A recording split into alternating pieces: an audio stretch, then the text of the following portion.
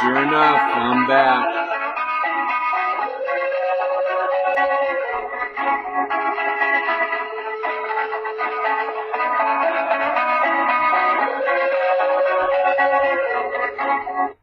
Hi, everybody. This is Daniel Gray. This is December 30th, 2013. You're listening to the TrailerPark Prophet Show on Blog Talk Radio. This is Sunday and Monday, broadcasting live from beautiful downtown Crestone, Colorado, on a beautiful snowy day.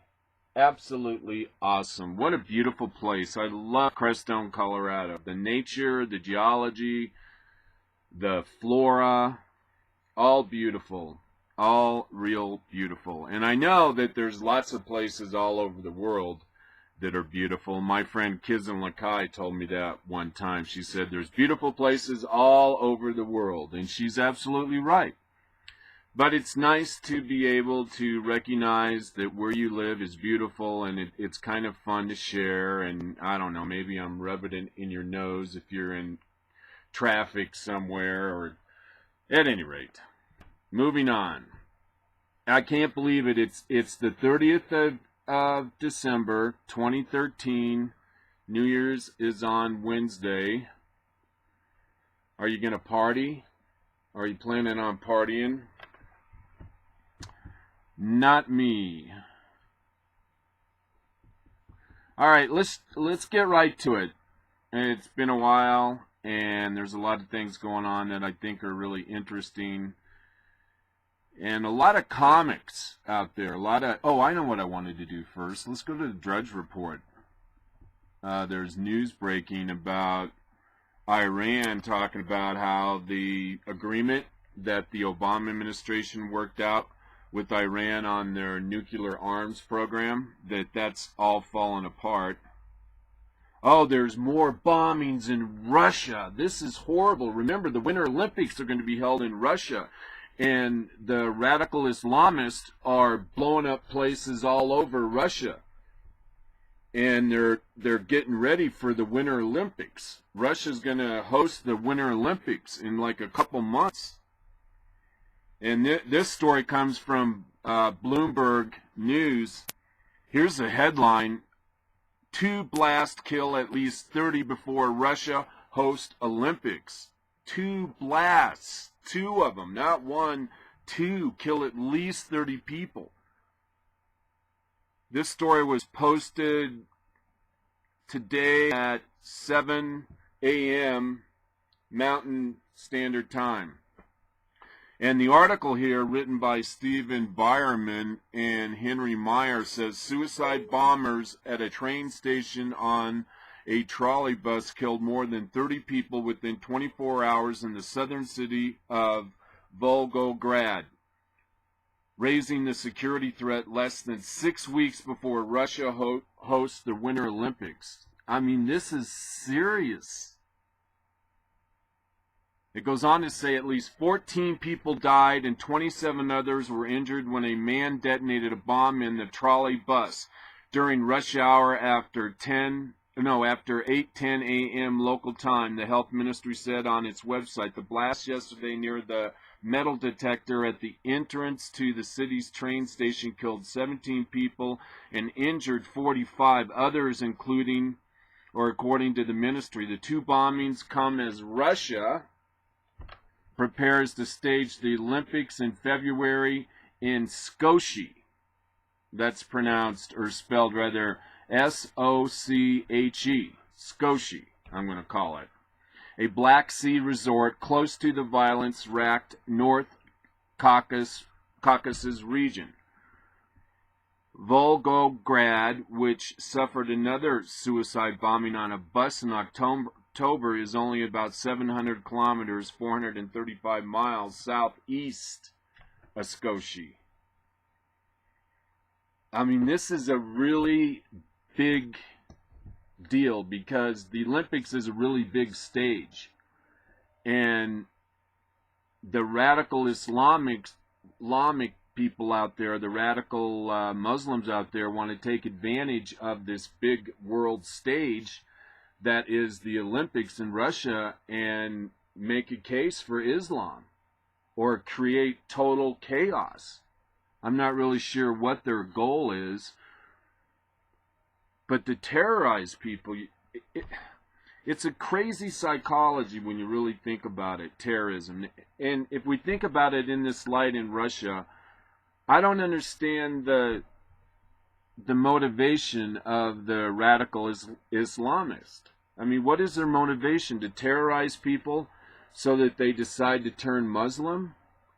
It doesn't seem like that would be the right approach to bring people into your religion, going out and executing terrorist attacks in big, huge public venues. It doesn't seem like a good publicity move for me, but that's what these guys are doing.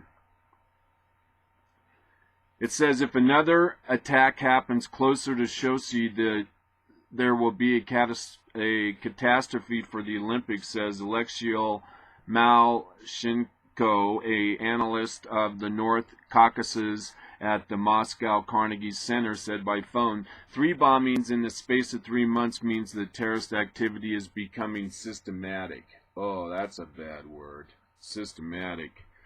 President Vladimir Putin's government, which will seal off Sochi, a city of around 400,000 people, had planned to beef up security, starting on January 7th, a month before the games start, according to the state-run news service RIA. And there's other linked attacks. Investigative committee is threatening or treating the bombings as terrorist attacks and may be linked. Today's bomb had to be explosive power of more than 4 kilograms. That's 9 pounds of TNT, according to the website statement. I mean, I see a little bit of the debris. This cynically planned blow on the eve of New Year's celebrations is yet another attempt by the terrorists to open a domestic front, sowing panic and chaos. That's what they want to do. Sow panic and chaos. And that's what I can't get my mind around, why that helps their cause of promoting Islam. Why would sowing panic and chaos benefit Islam or any religion? I just can't get my mind around it, unless your intention is just to scare everybody into submission to Allah and Muhammad.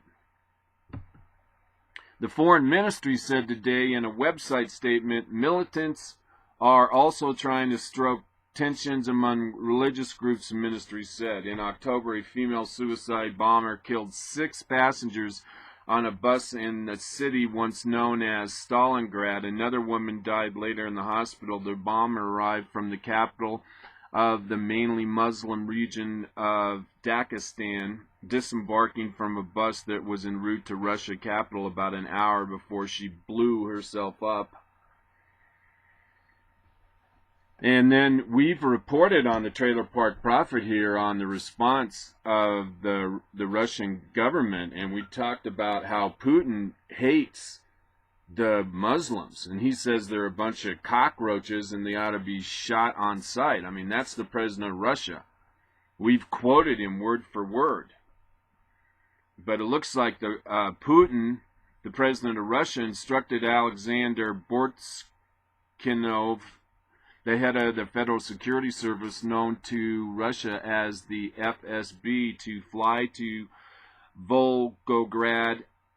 Interfax reported today, citing Kremlin spokesman Dmitry Peskov. The president yesterday ordered the government, the emergency and health ministries, and the head of the Volgograd region to, quote, take all necessary steps to aid the victims. I mean, what else can they do?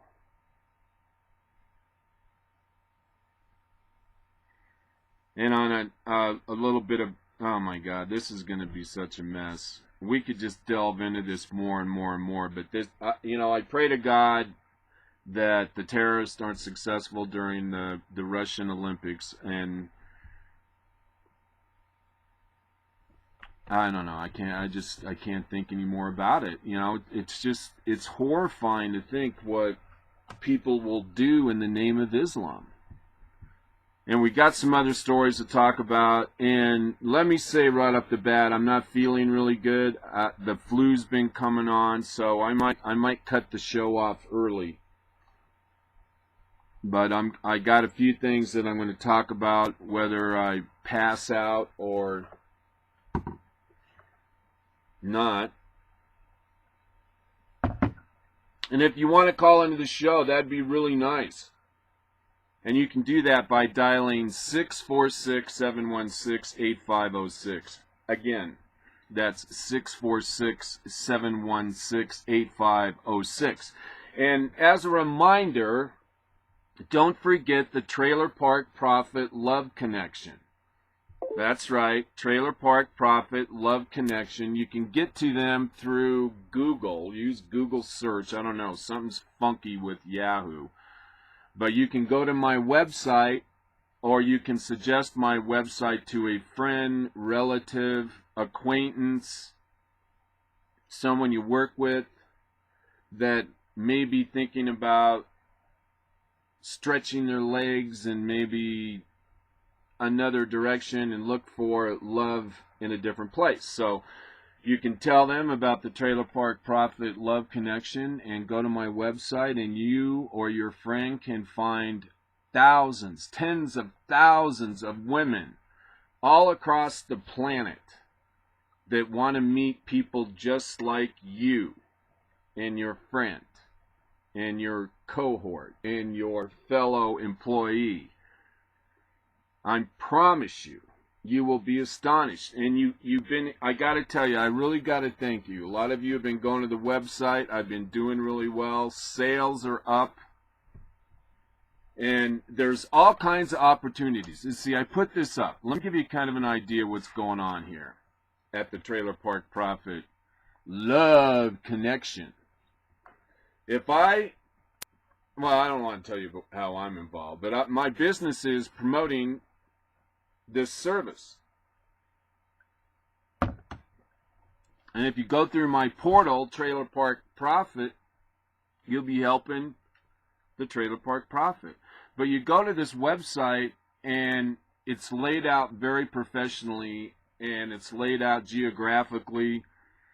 You can see new profiles. You can look for women in Europe, the Ukraine, South America, Asia, everywhere and anywhere you can imagine in the world. I mean, there's some places they don't go to. They have to be safe places.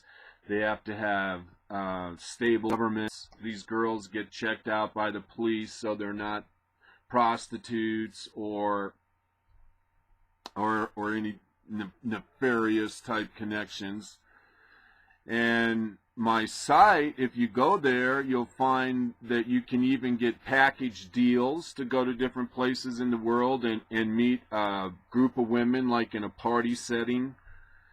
And they can help you with booking your flight, getting you a hotel close to where all the events are going to be held. And that's part of it too. I mean, they put on the events for you. And all you got to do is go to Trailer Park Prophet Love Connection, and you can see thousands and thousands and thousands of beautiful women. I mean, from all over, like Peru, Costa Rica, Taiwan, Philippines, China. I shouldn't have done that. All right, anyways, I got to do some promotion. But I guarantee you this is a first-class operation. In fact, you'll be surprised.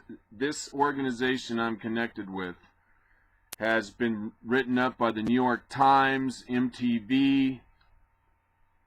It actually got an award for the new media or new video and media center.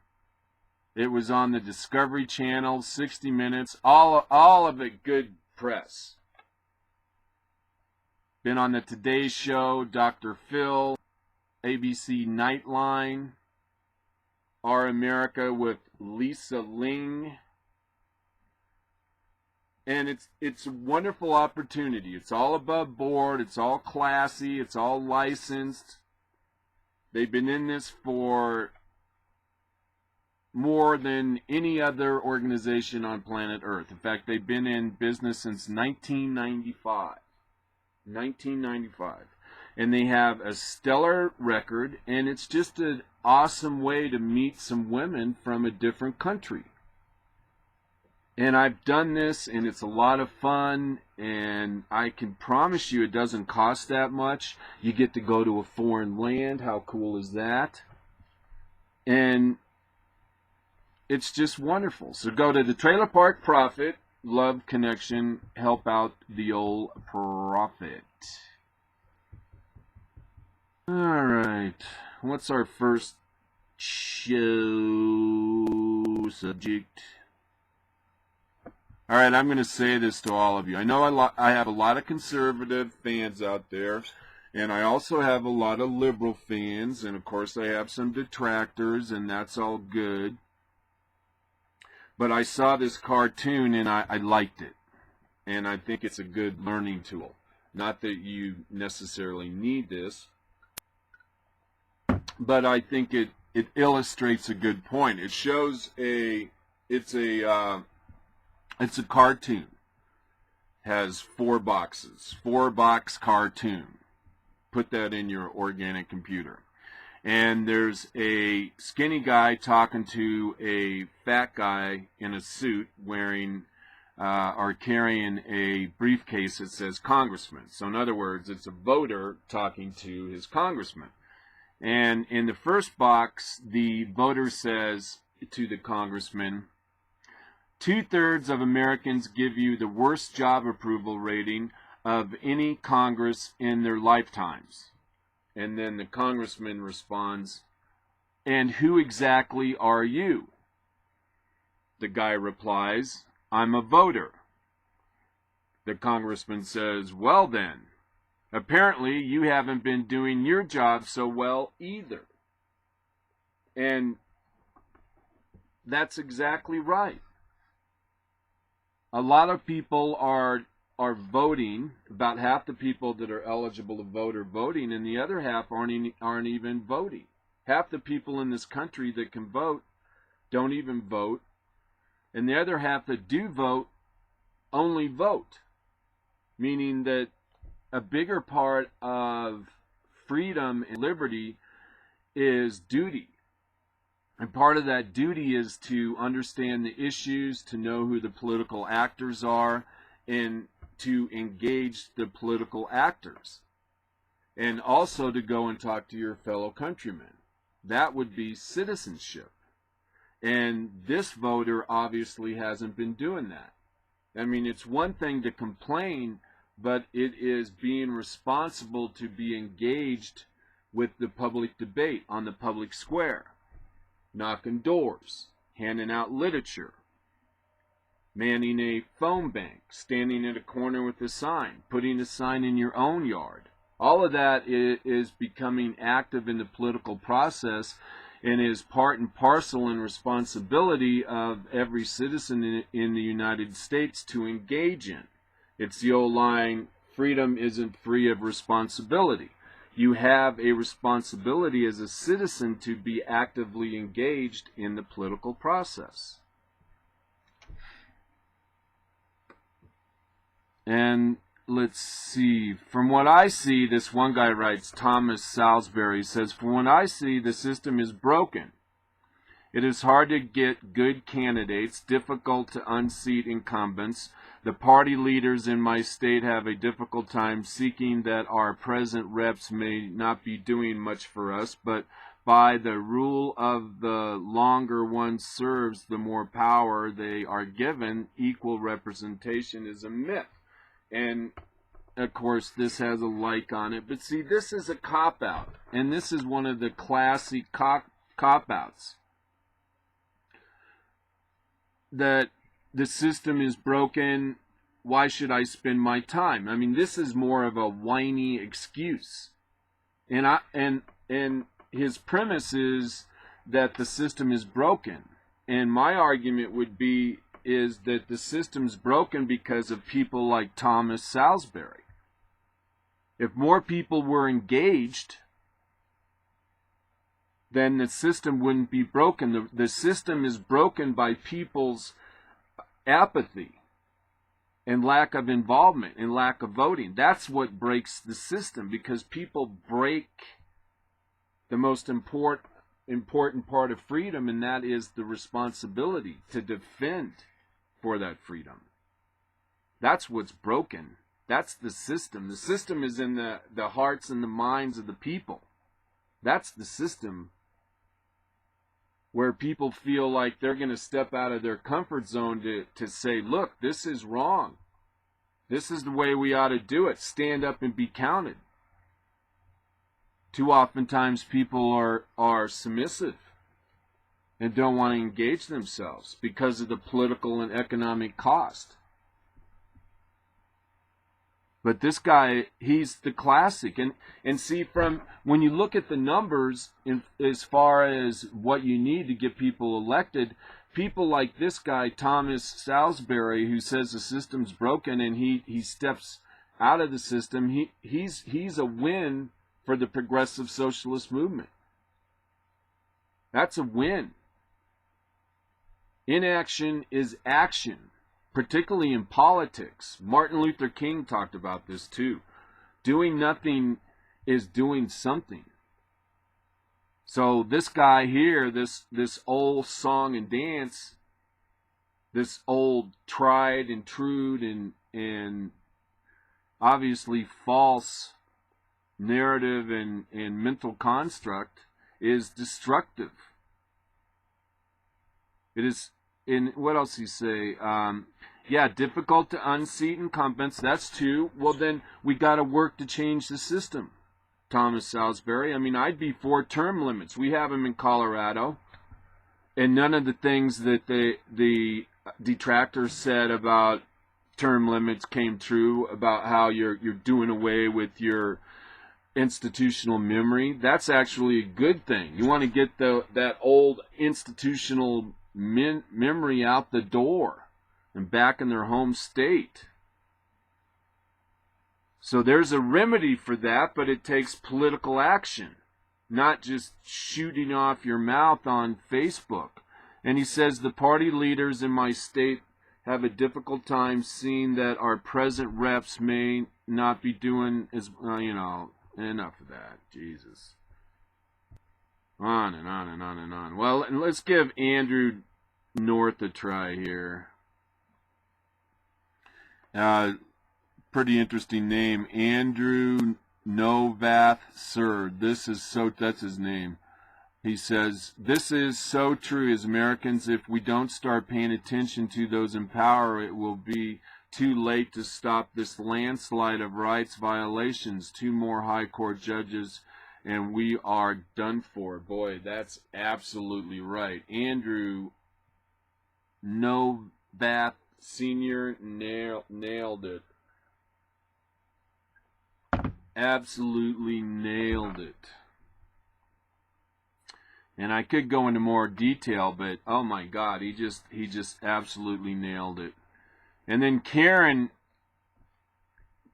Griggs weighs in. Anthony, we did that in California. The goal and the reality are polar opposites. Since we constantly have a fairly new legislative body, the big issues, water, the economy, etc., they have no history on, and so defer to staff. That's not true. That's not necessarily true. And paid consultants, they do that anyway. Let's see. In the 80s, when I spent a lot of time at the Capitol, you never saw staff unless they were asked to bring papers into the office or meeting. Now you go to Sacramento and talk with your elected official and get told to see the staff person in charge of that issue. Frequently, they will even sit in a public hearing if the elected official has to go to... No. So what? I worked at the Colorado legislature for some 16 years. And I'm certainly not an expert All right, let's see here.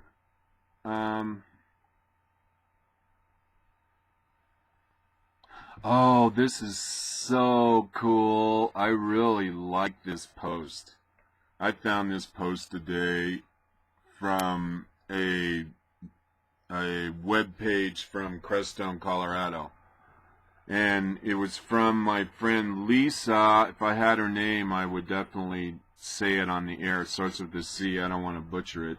At any rate, it's just if you go to my Facebook page, you can see this. It's so beautiful. You can get there by going to Daniel Gray or just going to TrailerPark Prophet. But it's a beautiful picture. It looks like it could be in Africa, could be in the Middle East. It could actually even be in southern Costa Rica.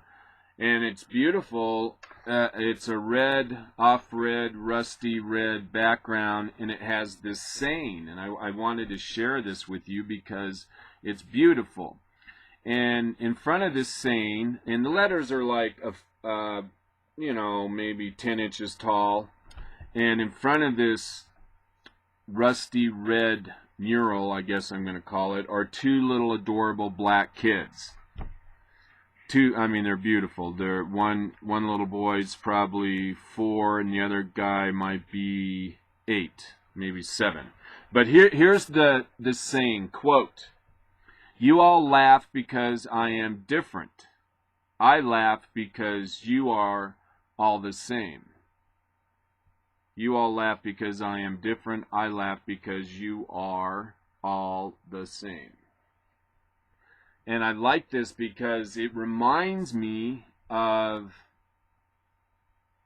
people who do a lot of piercings and tattoos and or act a particular way, like they only hang out with people who have loud trucks or things of that nature, and more so to people who were punk rockers and the people down in the ghetto with their pants hanging down, and they're thinking that they're all different, but they're not really different because they're the same. Another good example is trust funders and progressive socialists. They all wear Patagonia and drive Subarus, a lot of them. And they think they're so different, but they're really all the same. And I've talked about this before, but it's just an important psychology. And you could make the same observation about cheerleaders and jocks and cowboys and hippies. But there's always that element within every subcategory that goes to the extreme.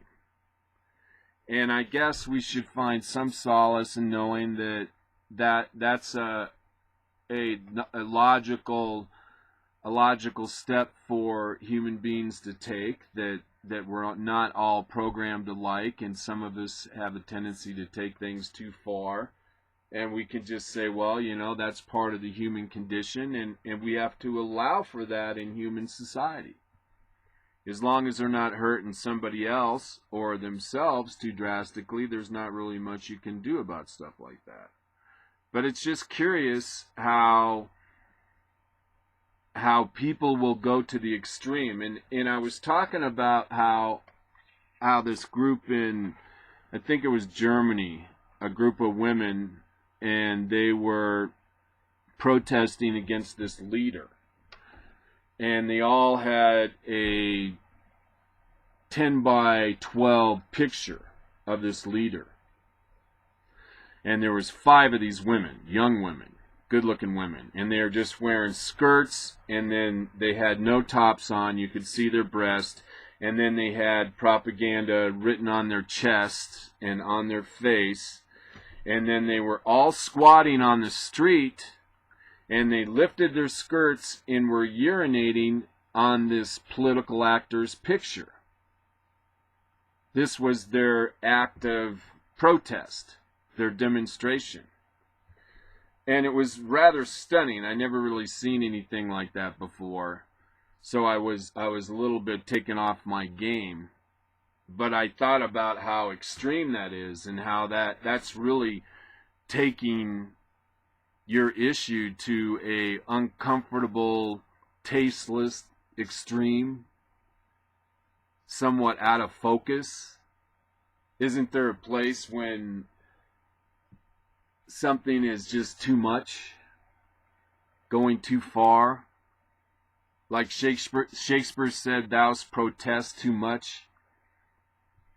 But I guess it's something that you have to allow for in a free society. You have to allow different segments of society to stretch the extreme, to stretch the envelope. But I guess my point, though, is you don't see that from people who consider themselves conservative, people who believe in individual responsibility. You don't see that kind of abhorrent behavior. You just don't see it. And I see that as a distinct difference in psychology, in values, in taste.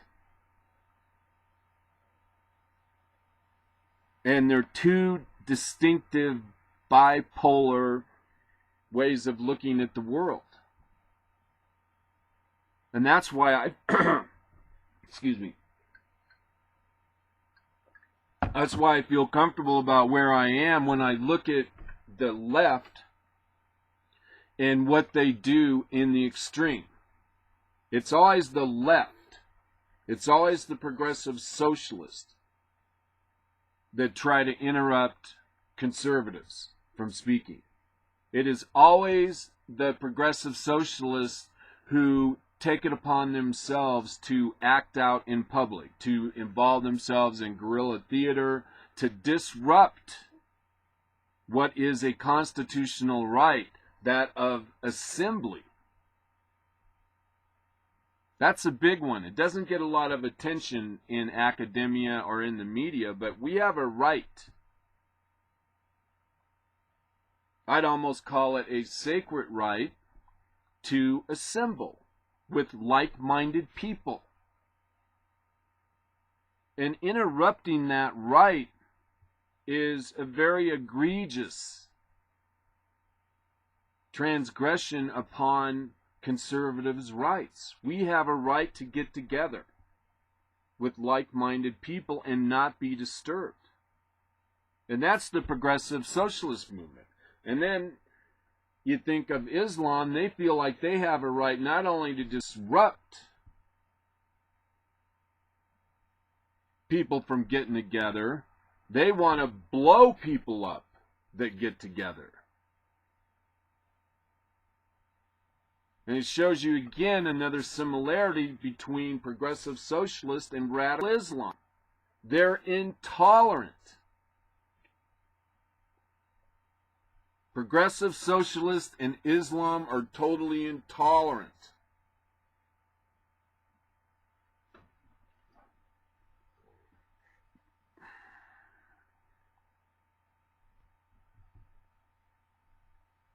Where's Zonation? I want to see Zonation. We haven't done any Zonation in a while. Oh, here, I got to do this story. All right.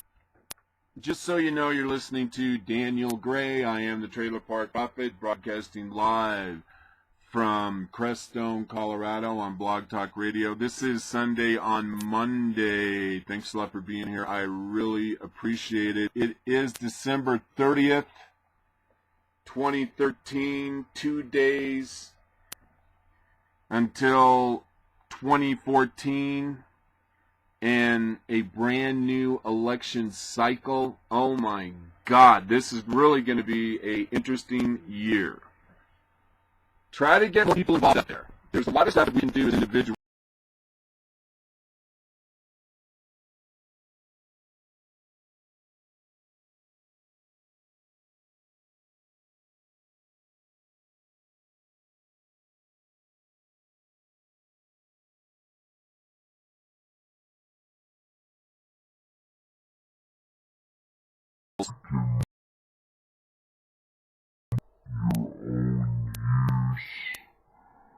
But I like the idea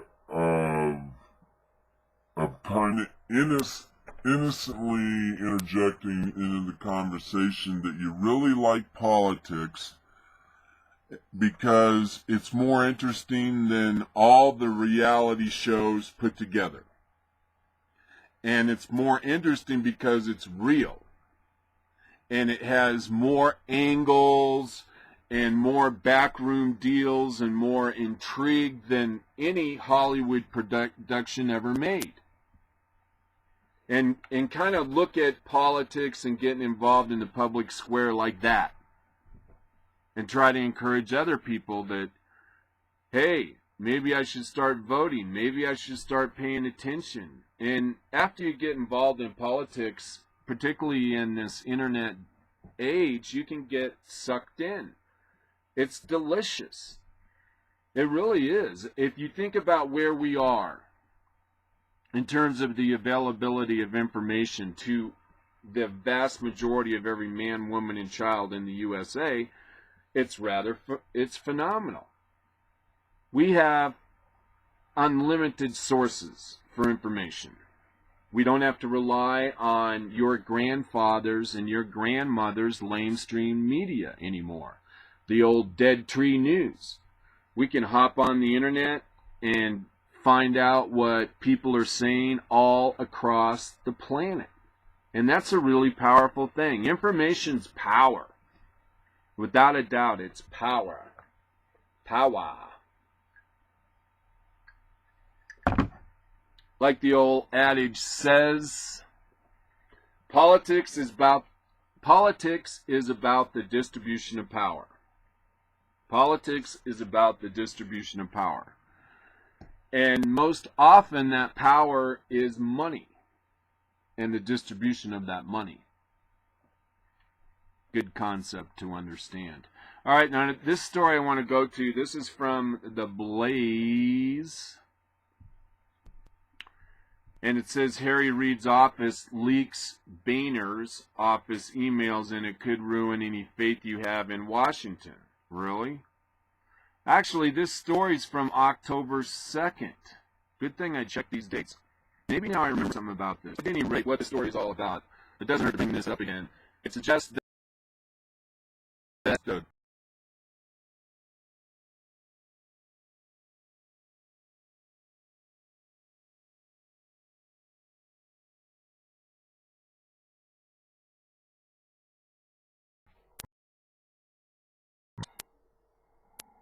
and this email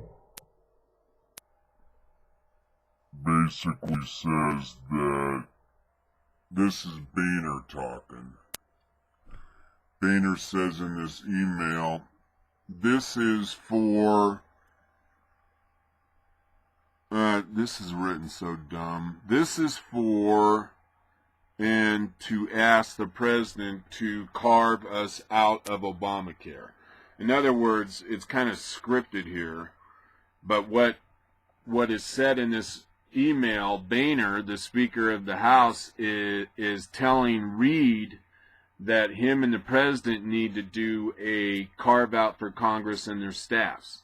That he's basically, from the way I understand this, and I read this article, was that Boehner was hoping that Reid and the president could do the carve out through probably executive order rather than go through the legislative process, which, if this is true, is basically a bastardization of the process. It's going around the constitutional legislative intent of how decisions are supposed to be made. And it goes on to say here, now this is kind of coming back to me. Behind the scenes, Boehner and his aides worked for months with Senate Majority Leader Harry Reid, Democrat from Nevada, House Minority Whip Steny Hoyer, Democrat from, what is that? I forget that. And others to save these very same long-standing congressional Obamacare subsidies. According to the documents and emails provided by political liberal organization, Senate Minority Leader Mitch McConnell, Republican from Kentucky, was also aware of these discussions the documents show. And one email even appears to show that Boehner's office discussed how it would disguise a planned meeting on the subject with President Obama as a meeting on immigration reform. I mean, this is stuff right out of a Tom Clancy novel. It says, quote here, "We can't let it get out that they're," yeah, it's written poorly. "We can't let it get out there that this is for Boehner and Reid to ask the president to carve us out of the requirement of Obamacare," Boehner's chief of staff, Mike Summers, wrote on July 17th. Quote, "This is a little bit more difficult because it isn't a routing meeting, because House Minority Leader Nancy Pelosi and Senate Minority Leader Mitch McConnell won't be there." He wrote, quote, "I mean, okay, if it is the president talk about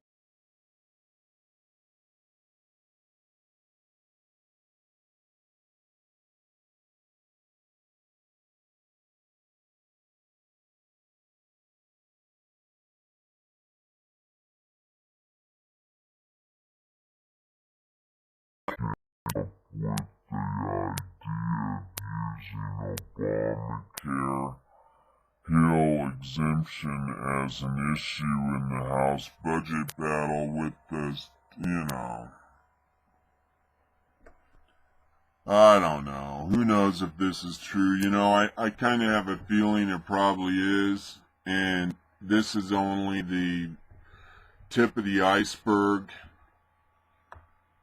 and things go on for generations, some of these deals and alliances, connections. But for Harry Reid to leak these emails, I just kind of thought it was sort of juvenile. That's so junior high. Those two stories will depress you. Maybe I won't do those. Okay, this is being touted as a major victory, and I've seen this story from several sources. And the reason this is a big deal is in this Obama climate, people are really worried about retribution. And that's from business, that's from government, and most particularly that's from the court system.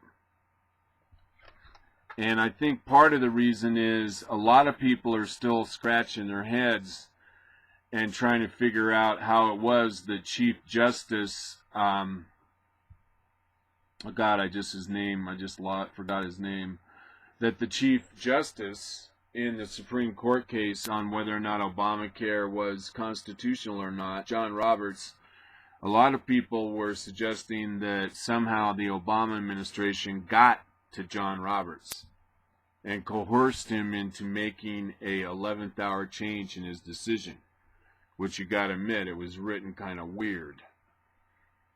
And it had to allow for, one of the major tenets of his opinion was that even though in Obamacare all of the fines, that they were fines and not taxes, Roberts said that they were actually taxes, not fines. I mean, it was just an abomination, the Chief Justice and his decision and how he did a complete 180. And I'm certain a lot of people in the judicial system are alarmed by that. So that's why this little bitty case in Texas is such a big deal, because there's been several of these kind of attempts before, and they got pretty much trounced.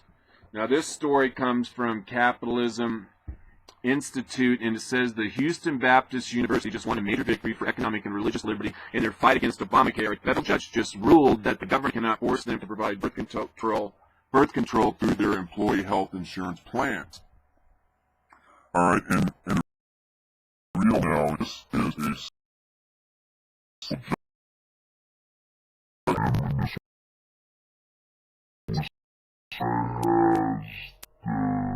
has the cojones to stand up to Obamacare and forcing people to do something that's against their faith, which is a fundamental right. You know, I kind of have misgivings about this because I guess you'd have to say that there's definitely volumes of case law that suggests that there's rights for Christians under our Constitution and our civil rights. And at some point I worry that Islam is going to be able to make the same claim. And believe me, they're going to try and make this claim. They're going to say, look, freedom of religion right there. And our religion says that women are second-class citizens and have to be subservient to their man, that a Muslim man can marry an adolescent, and that gays are somehow demonically influenced and should be beat to death. That's part of their religion. Freedom of religion. Eventually, Islam is going to make that claim, and then they're going to cite as case history all the history out there granting Christians rights. Even though there's a disparity in the severity, that's the argument they're going to make.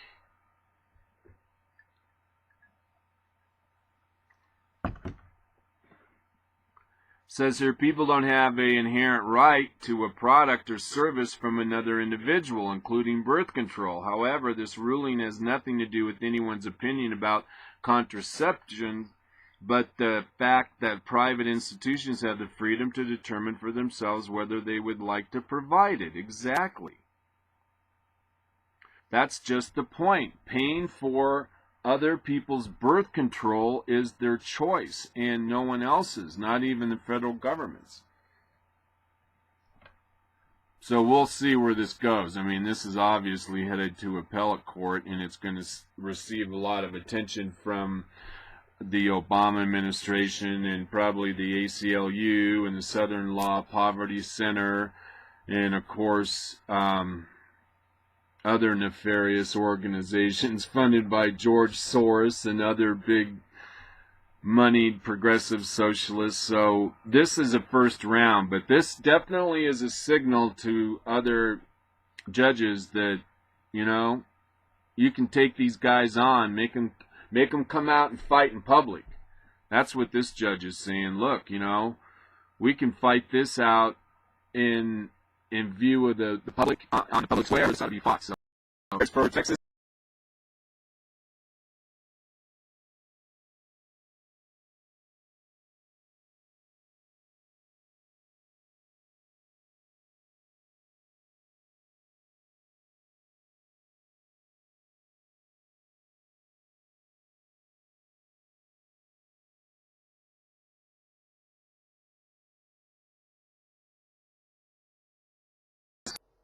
Yeah, let me put on my vest and stoke the fire. Can you guys entertain yourself just for a moment? I can kind of tell I'm going down for the count.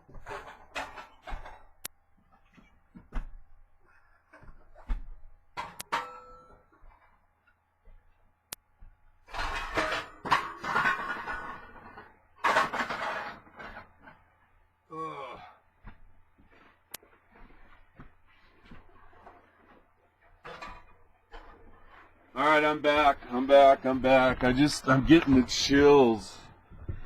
I'm getting the chills, man. I've been feeling it now for a couple days, and sometimes I can beat it, and then sometimes I don't. But I can definitely feel the flu, and I do get the shot. But even if you do get the shot, you still sometimes get a little bit of a flu or another type, or however that works. All right.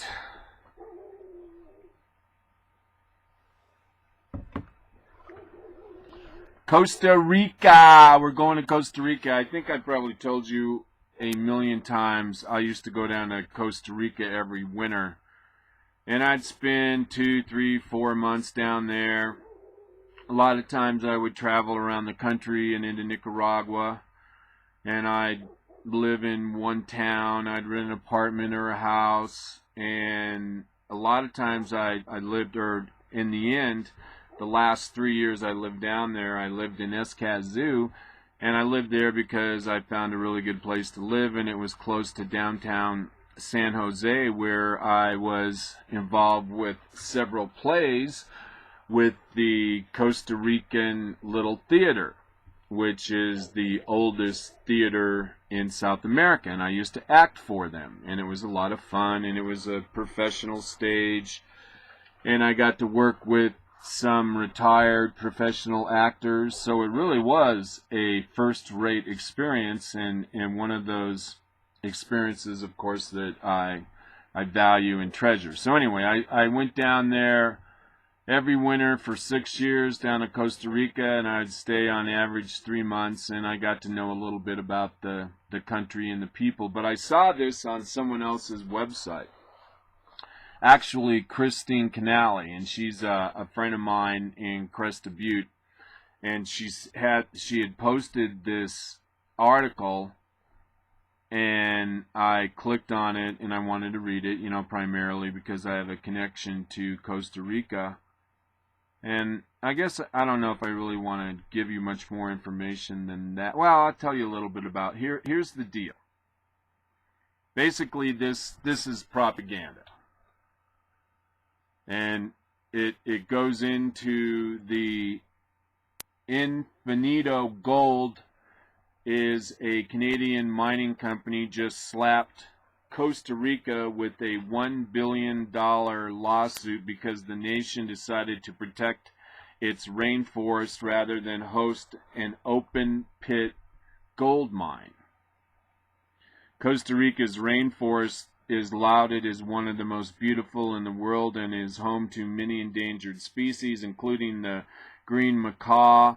Officials considered approving the gold mine, but the use of toxic chemicals such as cyanide, which often leaks into and pollutes nearby lakes and rivers, was far too great to risk to allow the project to move forward. And right off the bat, you can see that this is nothing more than an opinion piece, because the state can provide for the necessary protection of the environment. And here they're talking about the use of cyanide, or the use of allegedly toxic chemicals such as cyanide.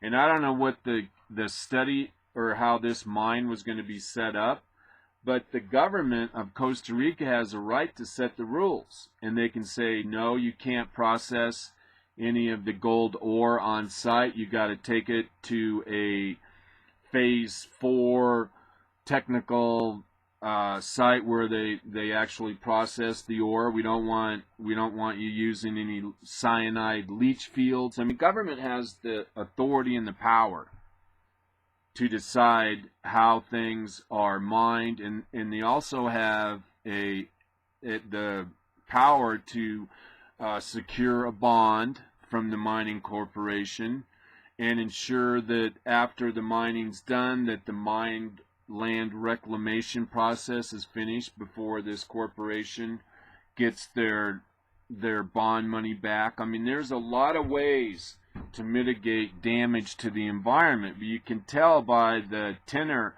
of this article that they're not about giving you both sides of the story. They're here doing a propaganda piece. And it goes on to say that the subsidiary of Infinito Gold has announced that a massive lawsuit against Costa Rica is imminent, so we need to act now. If thousands of us stand together against this toxic mine, we can show Infinito that Costa Rica and other countries that are defending their national resources will not silently bullied by corporate power. Now, can you imagine this mining company, Infinito Gold, announcing a massive lawsuit? I mean, why would they make that kind of a public statement? This is so like patently childish. And it's encouraging people to tell Infinito Gold to drop the $1 billion lawsuit against Costa Rica. Open pit mining in Costa Rica would destroy 190 hectares of pristine forest. The rainforest houses 5% of the world's species and has seen tremendous growth in ecotourism industry. Over 75% of Costa Ricans oppose mining and have decided that they cannot take the risk to move forward with gold mining in the country. Now see, if this was journalism, if this was fair and balanced, if they're going to make a claim that over 75% of Costa Ricans oppose mining, they ought to cite a scientific survey. And it's stuff like that that you can find on your own, and it's easy to do, and you can just look at this stuff and say, you know what, this isn't fair and balanced. And the other thing too is they don't go and ask Infinito for an opinion of these allegations that this organization's actually making. And hell, this thing here doesn't even give you, I guess it does give you a place for more information. Let's see, more information. All that glitters, corporate knights. I guess you can go to them and maybe get some more information. But what they have going here is a scam. They want you to put down your name and your email address, and so they're going to put you into their data banks and use you for future fundraising. And my guess is that this is nowhere near the situation, and that's why I like to say there's three sides of every story. There's the truth, of course, or no, I blew the joke. There's three sides to every story. There's his, hers, and the truth. Three sides of every story. But they also want you to sign this petition, but they're raising money. I'll bet you anything, a big part of their motivation is to make money. It's like eco-mining. And the thing I wanted to end on this, as far as Costa Rica and their pristine rivers and forest, you need to know that 95% of all of Costa Rica's sewage and industrial waste goes into the river. Again, 95% of all of Costa Rica's sewage and industrial waste goes into the river. So this is another manufactured issue. If Costa Rica was really concerned about polluting its water, well, they ought to stop dumping their sewage and industrial waste into the water.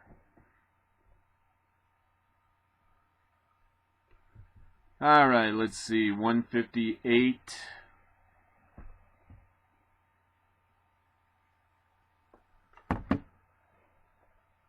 Tocqueville.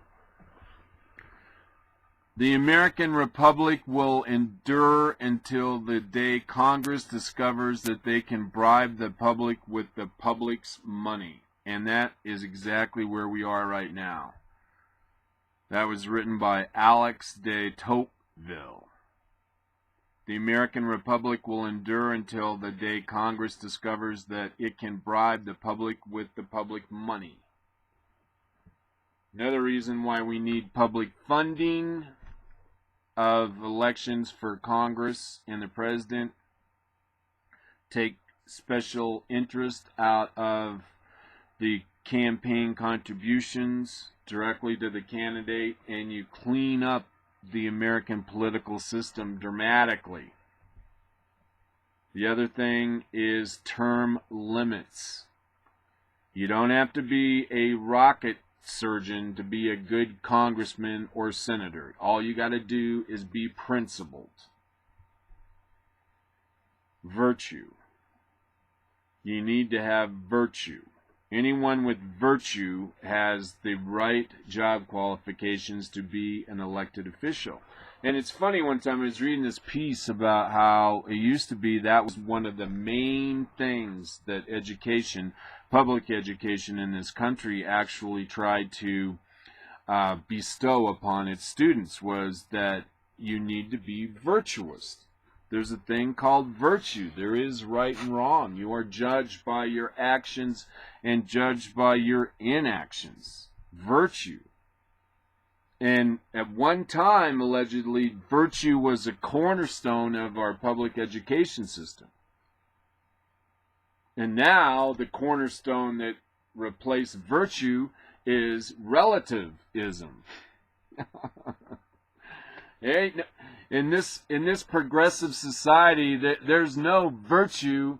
Everything is just relative, which is another way of saying it's not who you know or what you know, it's what you know about who you know, in my mind. All right, it's 2:01. You're listening to the Trailer Park Prophet. My name is Daniel Gray. We're broadcasting live from beautiful downtown Crestone, Colorado on Blog Talk Radio. This is Sunday on Monday, and I gotta confess, I am coming down with the flu. And I'm going to reserve the right to bail on this show at any time. Although, look, I think you're going to get off easy. This is something I think you're going to enjoy. Let's see if I can get this to post. Oh, wait. Wait, that's not what I... Oh, wait, here it is. This is called The Riddle. And I got this from my friend... Oh, wait. I got this from my friend Justice. He's a really interesting guy. I can't quite figure him out yet. But once in a while, he does kind of come on to an interesting thing or two. And this is called The Greatest Truth Ever Told. And it's talking about sort of the evolution of becoming brainwashed. The greatest, I think this is it right here. Maybe we'll, wait, no, this has got to be it. The Greatest Truth Ever Told, Part 1 of Denial. What is the one thing every human being on earth desires? It does not matter if you are black, white, Hispanic, or Asian. It does not matter if you are Christian, Muslim, or Buddhist. It does not matter if you are a man or a woman, old or young, rich or poor, passive or aggressive. Republican or Democrat, American or Iraqi. The universal desire for happiness in history. It is so strong that we desire that millions have died for it, and it is the greatest cause to fight for. It is the one idea that can unite all of humanity under a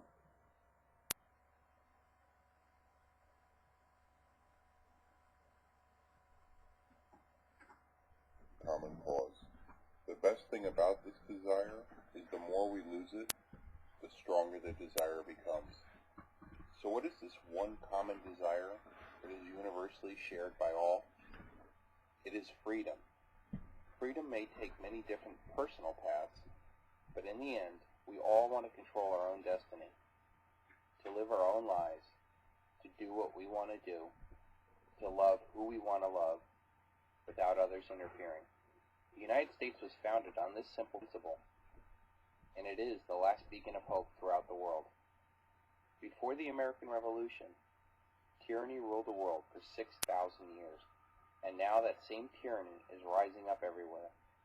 The greatest truth never told is that humanity has been consistently enslaved over and over again throughout history, and that we can be free the moment we wish to be free. If the torch of liberty dies in the United States, all of humanity will suffer, as the powerful seek to enslave the weak. Our founding fathers studied every aspect of freedom. If we seek to be free once again, we must also study every aspect of freedom. With freedom as a uniting cause for all of humanity, we can set about rejecting the paradigm that is based on the spreading of debt and death.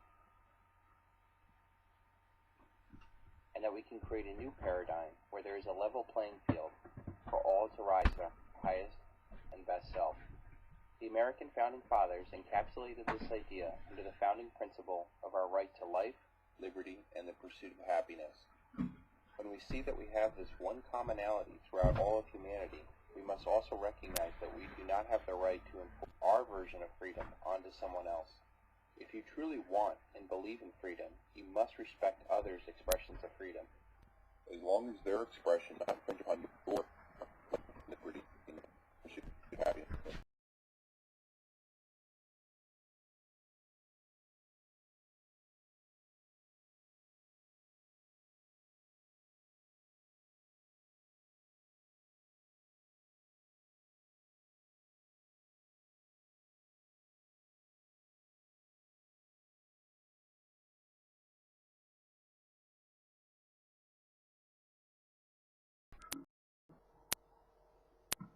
Took decades to go through the information revolution. Now we are on the verge of a awareness revolution, where humanity can finally use all the knowledge from all three revolutions to build something that resonates with what we are and what we are meant to be. We are at a unique period in human history where there is a very real chance that all of humanity will be free of the old world tyrannies and learn to respect and protect each other's freedoms. With the mathematically inevitable collapse of the dollar, all of humanity will be freed from consumerism, narcissism, and militarism. Once freed, humanity will have the knowledge, incentive, and the ability to communicate these ideas of freedom as a way forward. There will be no need to follow down the dark path of fear and coercion. Men and women of all races, ages, and creeds from all over the world can rally around the simple idea of life, liberty, and the pursuit of happiness. I thought that was kind of interesting. One thing you may not know, that last line, life, liberty, and the pursuit of happiness, they actually, when they were crafting the Constitution, or maybe, you know what, I think that was in the Declaration of Independence, life, liberty, and the pursuit of happiness. But the point I wanted to make is they wanted to have property, the pursuit of property. But it was still such a controversial issue in the 1700s that they decided for happiness instead of property. Just kind of an interesting aside. Let's see here, moving on. Oh, more trouble in Turkey. I reported on this Friday, and Turkey hasn't been getting a lot of attention because of everything going on with Syria and Iran. But it says here that Turkey is coming apart, the Islamist coalition that crushed the secular military and political establishment between Tayyip Erdogan's ruling AK party and the Islamist movement around the Fethullah Gulen has cracked. The Gulenists, who predominantly predominate the security forces, have arrested the sons of top government ministers for helping Iran to launder money and circumvent sanctions, and 10 members of the Erdogan cabinet have resigned. Turkey's currency is in a free fall, and that's just the beginning of the country's troubles. About 2/5 of the corporate debt is in foreign currencies, so their cost of servicing it jumps whenever the Turkish lira declines. Turkish stocks have crashed and were down another 5% in dollars terms in early trading Friday. As the charts below illustrate, so much for Turkey's miracle economy. 2 years ago, I predicted, this is the author. This guy, I love the way he writes. It's really fun to read his stuff. His name is David P. Goldman. Oh, I forgot to tell you where I got this from. This is a good website. I have a good feeling about this website. It's called the Middle East Forum. And I've read this guy before, David P. Goldman, and he's a really good writer, and it's easy to read. And he goes on to say, 2 years ago I predicted a Turkish economic crash. Erdogan, much vaulted economic miracles stem mainly from vast credit expansion to fuel and import boom, leaving the country with a current deficit account of 7% of gross domestic product, about the same as Greece before it went bankrupt, and a mushrooming pile of short-term foreign debt. The Gulf states kept financing Erdogan's import bill, eventually because they wanted to keep a Sunni power in business as a counterweight in Iran. Perhaps they have tired of Turkey's double dealing with the Persians, and credulous investors kept piling into Turkish stocks. You see how all this is related? I've brought this up to you in different forms and fashions, but you can see how the division in Islam between Sunni and Shiite actually influences things on various countries' international scene. And this guy goes on to say, I reiterated my warning that Turkey would unravel at regular intervals. For example, here, no more. Turkey is a mediocre economy at best, with a poorly educated workforce, with no high-tech capacity and shrinking markets in depressed Europe and an unstable Arab world. Its future might well be as an economic tributary of China, as the new Silk Road extends high-speed rail lines to the Bosphorus. And here's a deal here, China is Johnny on the spot to help out Turkey. And China understands that with the Middle East in such a state of flux, that it's a perfect time to reestablish countries' alignment. And so China is Johnny on the spot trying to help out Turkey. And China is also trying to help out other American allies. I'm trying to think of one right offhand. The Arab League.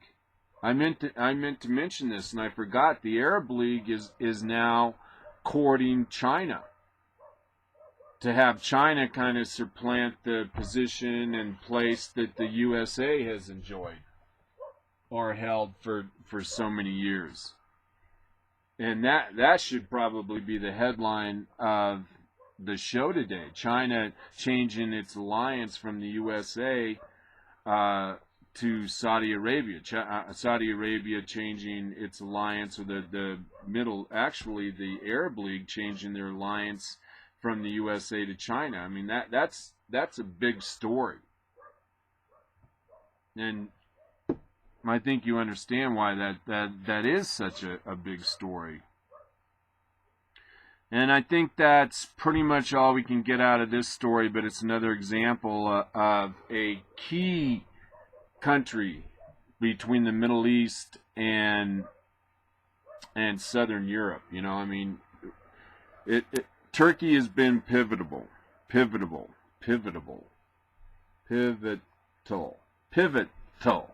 Turkey has been pivotal.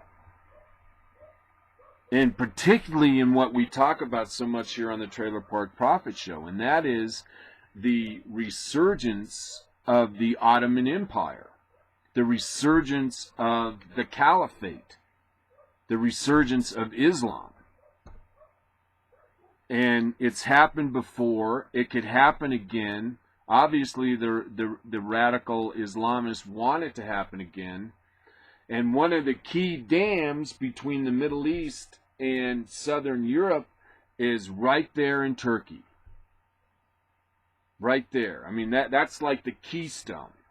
That's the first domino. And the whole world understands that. Any student of history understands that it looks like the Ottoman Empire is reconstituting itself. And you could see that in the language here where the Saudis are upset with the Turks because they've been in bed or they've been negotiating with the Persians. And again, you got to remember that. the Persians are not Arabs. And that's why the Arab League is so against Iran, who is Persian, getting a nuclear bomb. And that's why if they do, it changes the whole calculus of the Middle East. And the outcome is not known. There's really no way to know. There's that old adage about the devil we know is better than the devil we don't know. And once Iran gets a nuclear bomb, it changes everything. It changes the calculus for the Middle East and everyone in the Middle East. And then you're going to start to see another Arab Spring, and it's going to be like a domino effect. And one of the countries that's going to fall and change towards Islam could very well be Turkey. All right, you're listening to the Trailer Park Prophet. My name is Daniel Gray. We're broadcasting live on Blog Talk Radio from beautiful downtown Crestone, Colorado. This is Sunday on Monday. Thanks a lot for being here. I know you have a lot of choices, and the fact that you're here means the world to me. I am a citizen journalist, but you can help me out if you happen to know somebody, mainly a male, who has reached a point in their relationship status that they've thought about seeking what may be termed by some as drastic measures. I speak of the Trailer Park Prophet Love Connection. If you know somebody whose life might be enriched by meeting a nice young lady from a foreign country, you can go to the Trailer Park Prophet Love Connection. Tell them to go to the Trailer Park Prophet Love Connection. Check out the women from all over the world. Beautiful women from ages 18 to 60, 70. That's the other thing, too. The Trailer Park Prophet Love Connection isn't about just salacious affairs. It isn't like that at all. It includes every man on the planet, every age, every shape, every size, every color, every creed, every ideological sway, bent. You can go to the Trailer Park Prophet Love Connection and you can find somebody, even to have a conversation with, as a pen pal. You can get on the site there at the Trailer Park Prophet Love Connection. You can start communicating with one of the lovely ladies from all over the world. You can start by becoming pen pals, and maybe you'll find that there's more there, and then eventually you could go to this woman's country, meet her family, see where she goes to work, and you might find yourself in the middle of a beautiful relationship. Now, how cool is that?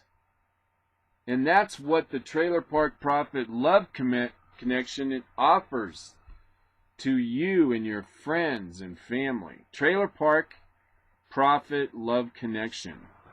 And if you want to call into the show, you can do so. You can dial 646-716-8506. Again, if you want to call into the Trailer Park Prophet Show, you can do so by dialing 646-716-8506. I'm the Trailer Park Prophet. I'm the heart of the Gunnison. Now here's this Duck Dynasty thing. I've been trying to avoid this story, but it's so doggone interesting. You gotta kind of weigh in on it. And I got this from Unapologetic Rude. I never heard of this website before, but I did see this story all over the internet. And again, it's another person from MSNBC. Uh-oh. Cheers. Happy Uh-oh. I don't know what this is. Sounds like we're in the middle of a party, huh? I was going to play this video. This is probably the ad. I wanted to set this up to you. Maybe I got to roll down here and find the... Oh, here it is. Your neighborhood King Supers. All right, here we go. Let me set this up. Okay. Now, everyone's been talking about Duck Dynasty and their matriarch, what was his name, who had some disparaging words to say about gay people. So anyway, this guy on MSNBC said yesterday, he said, his name, by the way, is Michael Eric Dyson. He's a black man, although he's not that black. He's actually a light-skinned black guy, and he even has some pink overtones, just like a gringo would have. He's a longtime contributor to the left of center MSNBC network. Michael Eric Dyson left little to the imagination as he hammered the syndicated reality show Duck Dynasty, being part of the, quote, majority white supremacist culture. As reported by the right of center news portal Breitbart.com on December 27th. And, you know, I'm not a big fan of Duck Dynasty, but the last thing I think these guys are, they believe in God, and they believe that they should love every man, woman, and child, regardless of race, religion, or sexual preference. They should love everybody the same. I mean, the guy from Duck Dynasty, whatever his name is, I can't think of it right now, he even admitted as much. And they said that that's one of the falsehoods that's perpetrated by the progressive left, that just because you believe in the Bible doesn't mean that you still don't love the people you disagree with. And that's an important calculation for people to understand where these guys from Duck Dynasty are coming from. But to suggest that they're part of the majority white supremacist culture doesn't exactly bear witness or proof to explain how it is that our culture, our majority white culture, elected a black man twice to president. You can't be running around there, Michael Eric Dyson, saying that the majority of white people out there are white supremacists and part of this white supremacist culture, and on the same hand, or the other hand, have to look that it's the same culture that elected a black president. I mean, it's illogical. It's just false on its face. But the Georgetown University professor of psychology, not a real science, and regular on the Lean Forward network, Dyson slammed the wildly popular Duck Dynasty program, as well as star Phil Robertson, that's his name, I forgot his name, Phil Robertson, as essentially tools of the greater white culture in fomenting hatred against those different from themselves.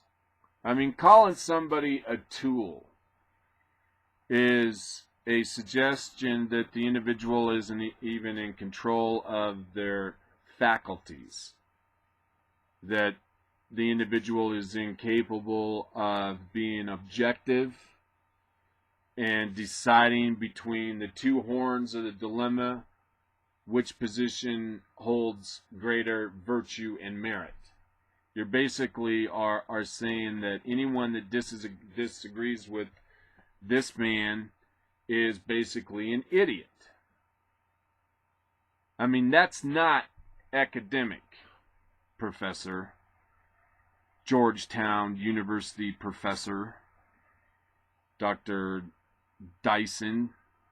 Using that kind of smear is not academic, sir.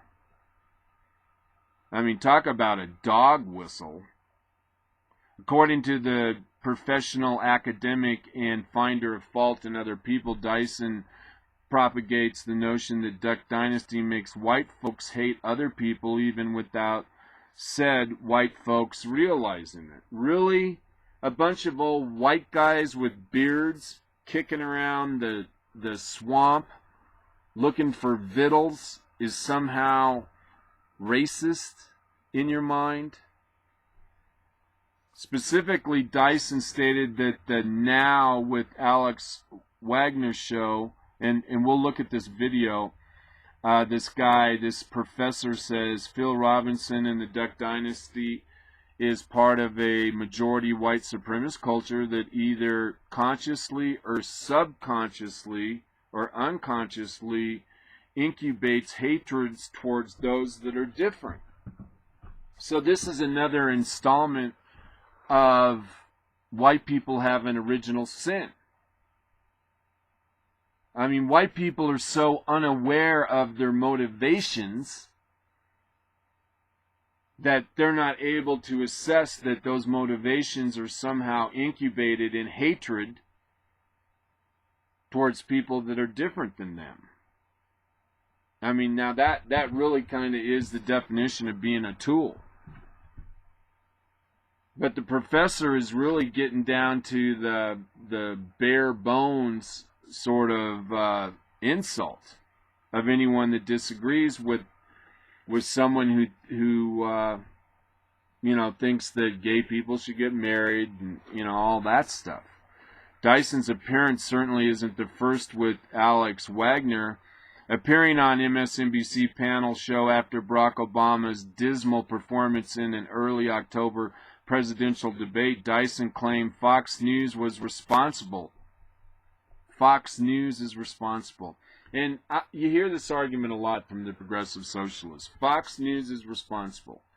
I mean, you have one conservative network, Fox, and you have ABC, CBS, NBC, NPR, New York Times, and on and on and on, who are liberal, progressive socialists, and there's probably, I don't know how many liberal, progressive, socialist media outlets like that, but they're the vast majority against little old Fox.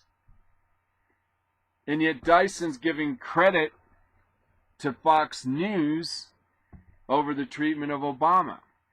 The sociologist also illustrated his need to enroll in both theology and a few civics courses when he continued to surround himself in controversy and questions of his credibility. Dyson declared earlier this year that Attorney General Eric Holder was, quote, the Moses of our time. I mean, really? The Moses of our time? Eric Holder? Talk about exaggerating to make your point. I mean, that's on the point of absurd. And this guy is a learned man, a man of letters. Okay, so here we got this queued up, and we'll give it a listen. Again, this is about Duck Dynasty, and we have this professor, Dr. Dyson, and have a listen. See what you think. All right, everyone's open to freedom of speech. The left can say what they like. The right can say what they like. The whole point of proposing this, what we're calling Moonshine Summit, is saying that we're getting to a dangerous point in this country right now, where it is almost an us versus them culture, where it's going to be the LGBT community versus the Christian right, or it's going to be, you name your special interest group versus the right. And we have become such a gerrymandered nation that unless we have these conversations, somehow meet in the middle, somehow find common ground, we're not going to be in a great place politically in this country. You do know that. The mythology is that all interested parties should come to the table, but let's not pretend that African American people have had control of the law, where that they have indicated that Jim Crow was against poor white people. There's not an equality of means of representing your interests or means of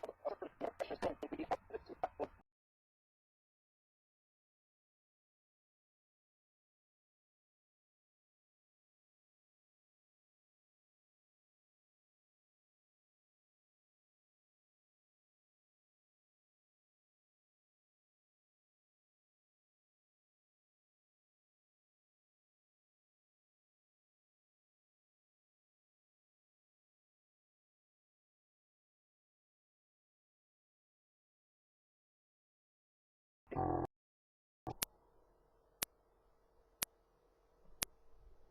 might have it on a download, but this is a pretty interesting. No, here's something else we could play though. This is kind of cool. Alright, well, at any rate, you get the idea. Basically, that you have these swamp rats from Louisiana, and they have a #1 TV show, and they happen to believe in God. And somehow that equates to white supremacy. It's kind of a stretch, I think. All right, let's move on.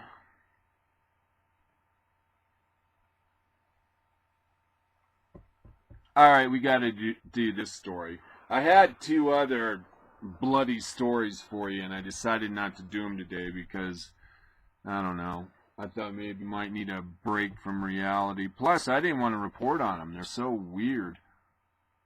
Oh, wait, you know what? I know. Oh wait, I know what we should do. I forgot about this story.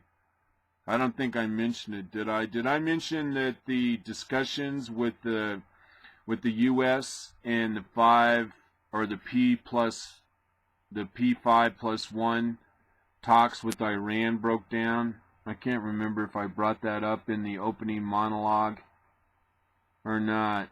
But we should probably go to that story. That probably is the lead story. But first I wanted to do this story just because it's kind of weird. And I think this is on Newsmax. No, this is from Conservative Firing Line. It says Tulsa man found bound, decapitated, police suspect suicide. Someone needs to explain to me how this is even possible. A Tulsa man found dead with his hands and feet tied and his body decapitated. Police, however, think it was a suicide. Seriously. KRMG reported Tulsa police told KRMG News the death was due to suicide. Cops gave no other details at the time but continued to investigate the matter.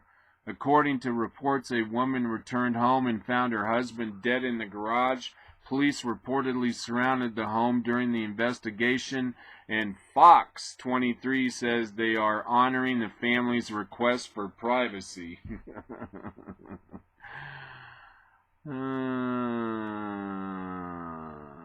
And here's another beheading story on Facebook. I don't believe this. And I actually skipped over another beheading story because I wanted to protect my fellow lovers of liberty out there. And this is from the Examiner. Facebook beheading vehicle doesn't violate standards for graphic violence. I actually have this video. We could actually look at it. On Monday, Facebook responded to a report of a grizzly... Uh-oh. Oh, wait a minute. God, they just kicked me off this. Now we're supposed to... Corvette Stingray deserves special treatment.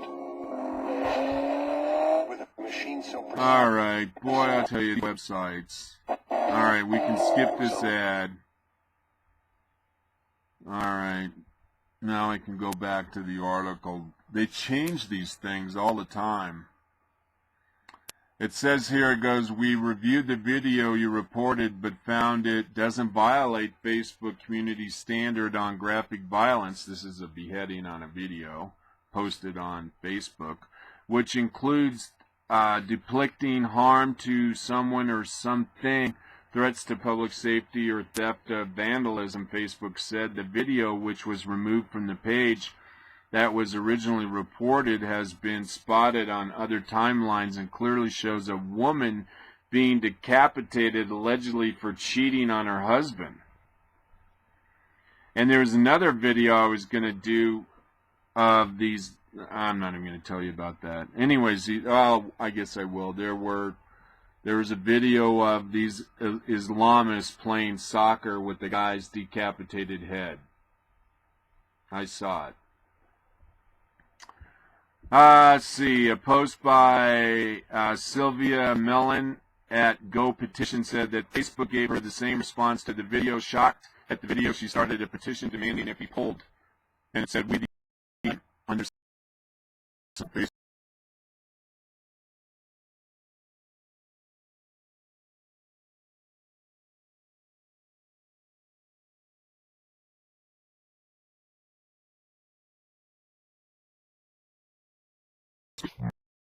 Was shared some 40,000 times. God almighty. Seeing somebody get decapitated. And one person said that she got blocked because I didn't take down a still pic of the beheading that I didn't know even was there, and this actual video of one is allowed. And the examiner said, I'm actually seething. She told the examiner, if this isn't selective enforcement, then I don't know what is. And part of the story here that this article misses out on is that there's been a lot of reports and chatter on Facebook that things that are revealing in a negative way of Islam are instantly taken down, but things that are as things that are going on with the genocide going on with Christianity in particular in the Middle East, those stories are taken down as well. That Facebook doesn't want any negative stories about Islam, and the real negative stories about the carnage and the genocide of Christians isn't allowed in the mainstream media, and or is being blocked on Facebook as well. That's the discussion. Go on, slather it all over. Don't hold back, go on. Oh, man. This is high definition televisions, I'll tell you. They show every room. How did this guy get here? 15 minutes could save you 15% or more on car insurance. Well, there you go. If you need car insurance, you just got a little reminder. All right, you're listening to Daniel Gray. I am the Trailer Park Prophet, broadcasting live from beautiful downtown Crestone, Colorado on Blog Talk Radio. This is Sunday on Monday. Thanks a lot for being here. I believe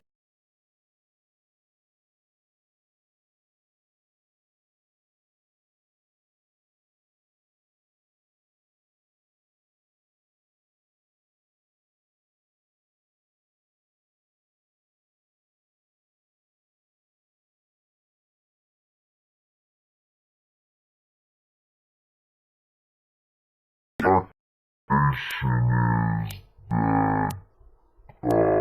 John Boehner, he is the Republican Speaker of the House. Karl Rove, who is a big-time political operative and worked as an advisor in the Bush administration, and the Chamber of Commerce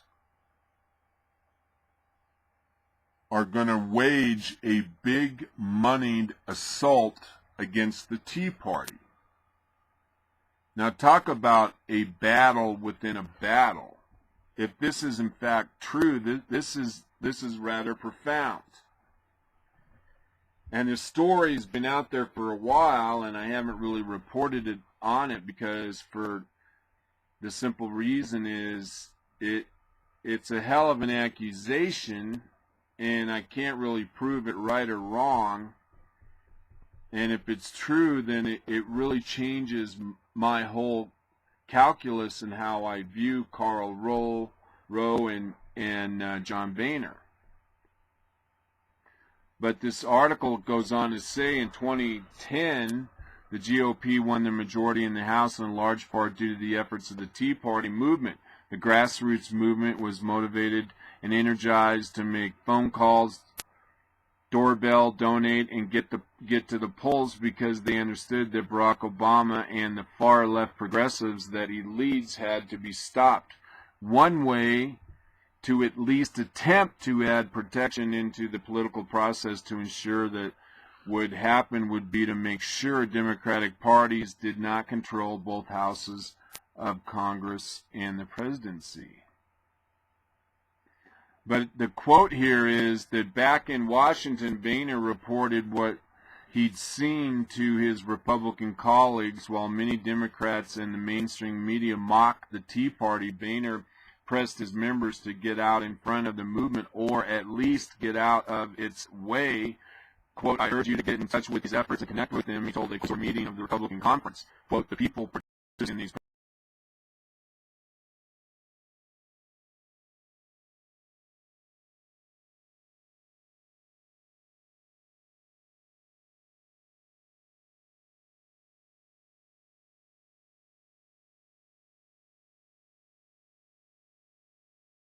legislation,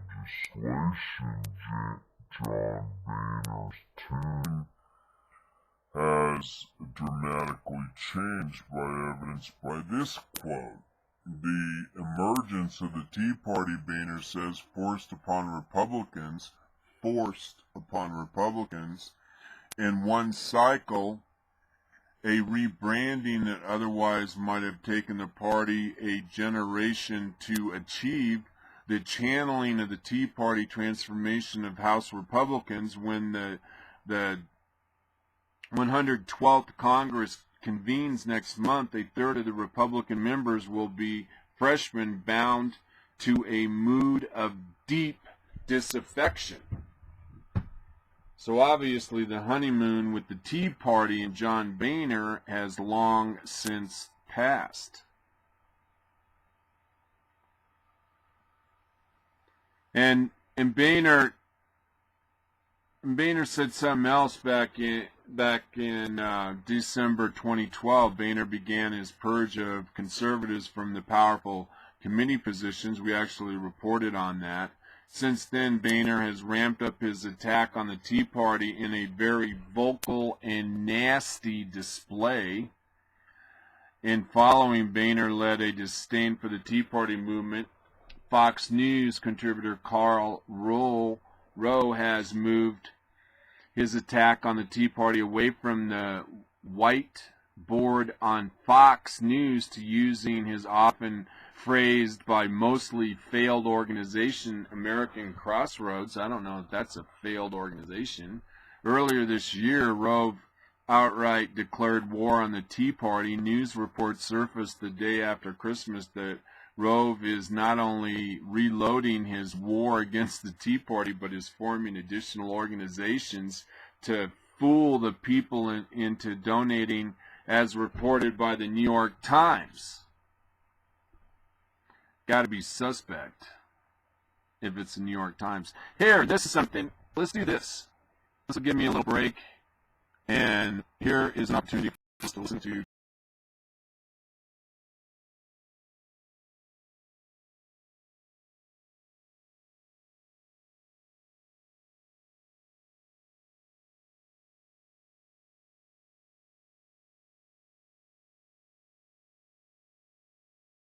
Here he is, Charles Krauthammer,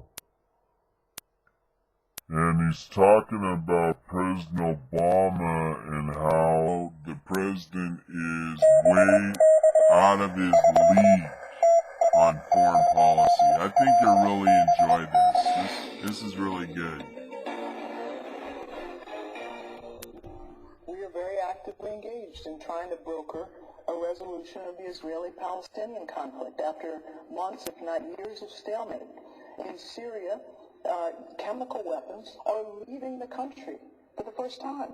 The situation in the Middle East is complicated, but to paint this with a broad brush and say it's a disaster, I think is missing a lot of important data points. We're talking about the president's foreign policy. Let's do that with our panel. Steve Hayes, senior writer for the Weekly Standard. Nina Easton, columnist for Fortune magazine, and syndicated columnist Charles Krauthammer. All right, we started off with a soundbite from Susan Rice saying, responding to criticism about this administration's foreign policy and saying, too broad a brush to call it a disaster, and she talks about some positive things. She tries to highlight some positive things. Steve, how would you give them a report card at this point? It's a disaster. Take a step back and think for a minute about the fact that she cited the Israeli-Palestinian conflict as the high point for the Obama administration, and Syria policy as a high point for the Obama administration. under no illusions. President Obama ran in 2012, and he said, in effect, I want to refocus on the United States. I want to focus on what's happening here at home. In effect, telegraphing the fact that he didn't want to be paying attention to the world. The world, I think it was predictable, the world has decided that they're not going to let him turn inward, much as he might want to. The problem with the president's foreign policy, it's true of this past year, it's certainly true of his first term, is that there is no foreign policy. It's ad hoc. It's moment by moment. It's totally situational. Our allies don't know when the United States can be counted on. They don't know what our policy is going to be from day to day, week to week, month to month. And certainly our enemies don't know what the president is thinking we're doing at any time. He draws red lines that he is willing to erase. He makes threats that he's not willing to carry out. He offers promise and hope that never actually follows through. I think she's wrong. I think it's been an unmitigated disaster, and I think we're in trouble for the next 3 years. Well, as far as my role in the world, a new Pew poll out on this, 53% of Americans see the United States as less important and less powerful globally than they did a decade ago, and apparently Pew says that's the highest percentage since they started asking this question in 1974, Nina. Yeah, and, you know, this is especially true in the Middle East. And I think the most underreported story of that part of the world, which directly affects our security, is the explosion of Al-Qaeda and the implosion of Iraq, a country that cost 4,500 American lives. This administration thought that they could deal with Al-Qaeda by killing bin Laden and then using drones, and beyond that, not getting involved or too involved. The fact is, Al-Qaeda is on the rise throughout North Africa. It's flourishing in Syria. It's become a huge problem. Syria is now a staging ground for Al-Qaeda and an affiliate of Al-Qaeda. We opted not to get involved in that situation, not to get involved in helping the rebels 2 years ago. Now what are the rebels afraid of as much as Assad? Is Al-Qaeda. Al-Qaeda is now in Iraq. So not only has Iraq become basically a client state of Iran, you've also got active Al-Qaeda elements there who are doing 30 to 40 suicide bombings a month. 8,000 Iraqis have died this year. And that's a country that we fought for the better part of a decade. We left no troops there, and that country is on the brink. And, of course, so now we're still negotiating with Afghanistan over a deal that we've worked out, but the President Karzai there is refusing to sign. There's a deadline for December 31st. The White House now signaling our president, may allow them to go beyond that date. But Afghanistan is just one of the many hot spots and trouble spots we've got going into 2014. Look, Susan Rice talked about data points. Let me offer a few. Let's start with Egypt, where Obama gave the great Cairo speech, which was a speech of apology, and it was really a foretelling of retreat. Cairo, if you look at Egypt, we have managed to make everybody hate us. The Brotherhood, the religious, the secular army, and the secularist opposition. That's quite a feat. In Libya, where Obama led from behind, he left a disaster, which is a staging area for Al-Qaeda, and where we saw it in action in the Benghazi massacre. West Africa would now be under Al-Qaeda control if the French hadn't stepped in. It was not the United States. It was the French stepping in Mali. This is all of North Africa, a disaster. As Nina indicated, in the Middle East, you've got Iraq, which is now a client state of Iran, and Obama boasted in his year-end press conference about our success in Iraq, ending the war in Iraq. He abandoned Iraq. It was a one war. The level of violence was historically low. The civil war was over, and Al-Qaeda wasn't only defeated, it was humiliated when the Sunni Muslims of Anbar joined with the infidels, meaning us, in defeating Al-Qaeda. And now it's revived. It controls large swaths of Iraq and Syria. And for the first time, it is active and dominant in the heart of the Middle East. And one other data point. Obama has managed the miracle of uniting the Gulf Arabs and the Israelis in astonishment of how he's conceded the bomb to Iran. They have no recourse. They have no information. All this is sprung on them. And the Gulf Arabs feel abandoned. At least the Israelis have ability to defend themselves. But everybody in the Middle East is asking, where is the United States? And all of this is the result of a policy, a deliberate policy of retreat. When America retreats, the bad guys fill the vacuum. It's exactly what's happened. And of course, you know, we look back, speaking of Iran, to the Green Revolution. I remember you and I sitting here watching it, playing out live, as it was happening, and a lot of folks look at that and say, what a missed opportunity, because now we have this nuke deal that a lot of people are skeptical about. First and foremost, one of our closest allies, Israel, but plenty of Democratic and Republican senators and people here on the Hill. Is Iran one of our toughest spots, Steve? I mean, did we miss an opportunity there with the Green Revolution? There's no question it's one of our toughest spots. I think it's the biggest challenge. I think we're likely to see some bad news here in the next year or 18 months. But if you go back and you look at the Green Revolution, in a sense, it gives us exactly a forecast of what was to come with Obama foreign policy. Remember, the concern at the beginning stages of that, when virtually the entire world was condemning the heavy hand of the mullahs in putting down the revolution, the concern at the White House was meddling. They didn't want to meddle. And that wasn't a concern for a day or two, and then they sort of found their footing. This was a concern for weeks. And you know, I think you talk to the president's advisors, you read books written about that moment in President Obama's tenure, and people will say, well, he regrets that, he wishes he would have governed differently and handled it differently and been more resolute. And yet, in virtually every incident or relationship that we've seen since then, the president has acted precisely the same way. That is the fundamental problem. He doesn't know what he's doing.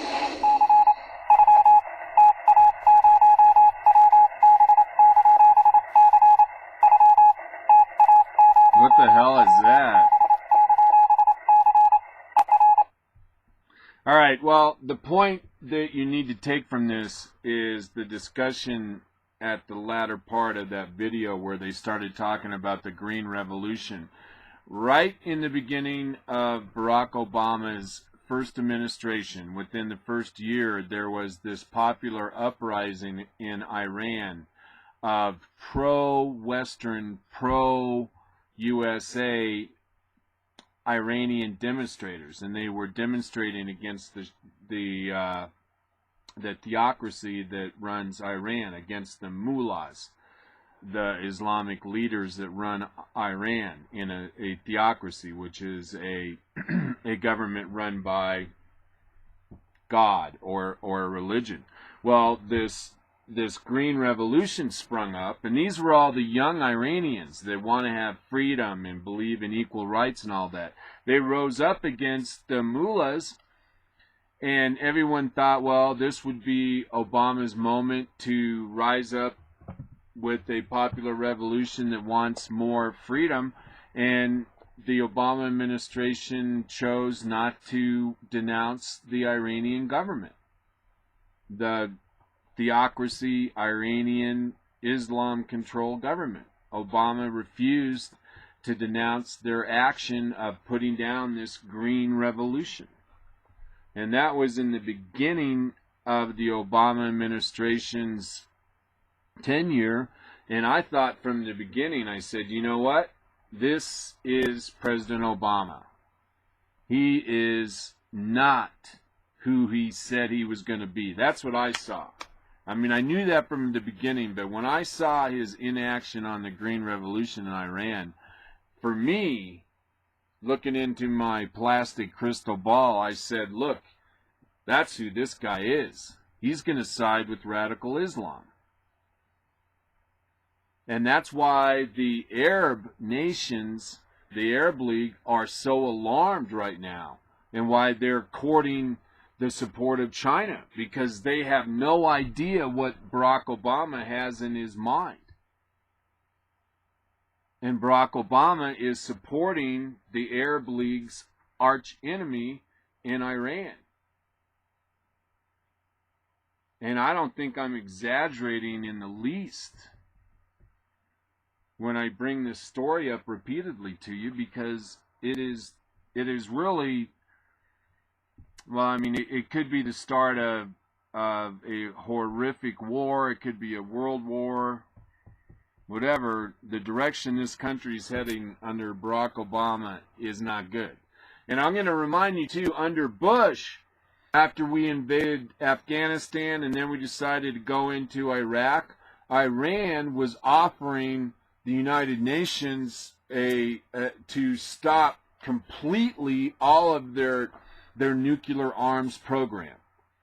Iran was so worried after the U.S. invaded Iraq the second time that what the U.S. really wanted to do was go ahead and invade Iran through Iraq, that they were ready to totally undo their nuclear bomb program.